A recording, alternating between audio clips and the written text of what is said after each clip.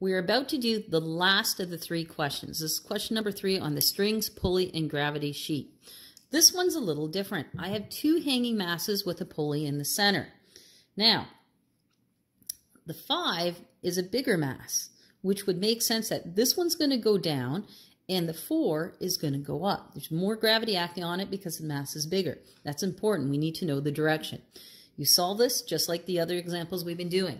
You're going to start with your free body diagram. So we have a 4 kilogram mass, so let's draw a box. 4 kilograms.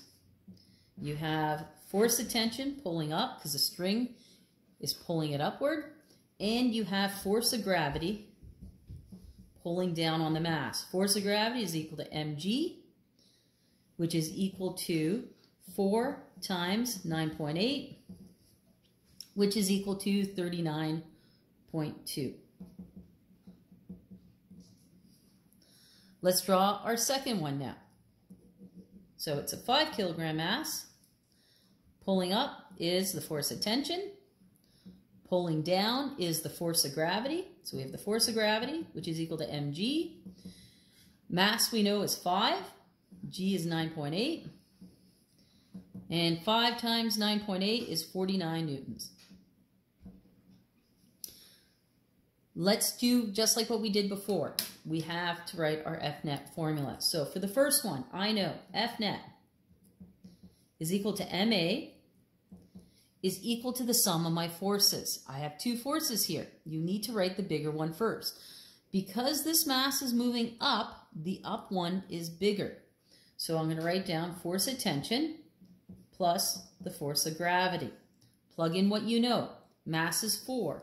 So I have 4A is equal to the force of tension minus 39.2. It's minus because they're in opposite directions. We do the same thing for the other one. So we have F net is equal to MA is equal to the sum of the forces. Write the bigger one first. This mass is going down, so gravity's bigger. I need to write it first. So I have force of gravity plus the force of tension. Plug in what you know.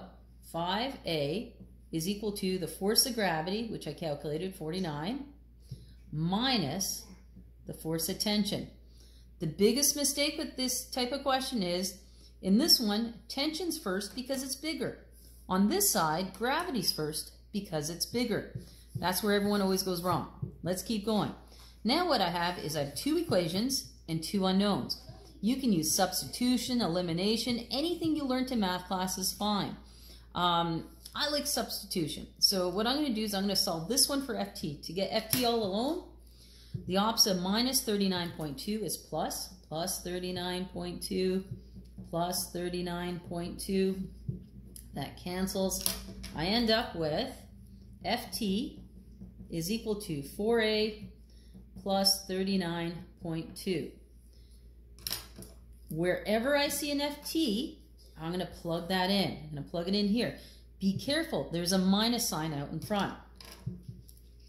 So I have 5A is equal to 49 minus, and what I like to do is, because it's a big unit, I'm just going to keep it together by putting in brackets. 4A plus 39.2. So the whole thing's FT, so I put it in brackets. Let's simplify. I have 5A is equal to 49. Now, minus times 4A is minus 4A. Minus times 39.2 is minus 39.2. It's the distributive law. So the negative multiplies by that. The negative multiplies by that. To get the minus 4A onto the other side, the opposite of minus 4A is plus. So plus 4A, plus 4A. So 4A plus 5A is 9A. 49 minus 39.2 is 9.8. Let's move this up a little bit. All right, to get A all alone now, the opposite times by 9 is divide by 9. 9's cancel out. I have A is equal to 1.1 meters per second squared. I've solved for A part, which is the acceleration. Now I want to figure out the tension. Well, to do that, I just go back to my formulas. I can use this formula or this formula, makes no difference. I'm going to use this one because it's sitting right there. So force of tension is equal to 4A plus 39.2.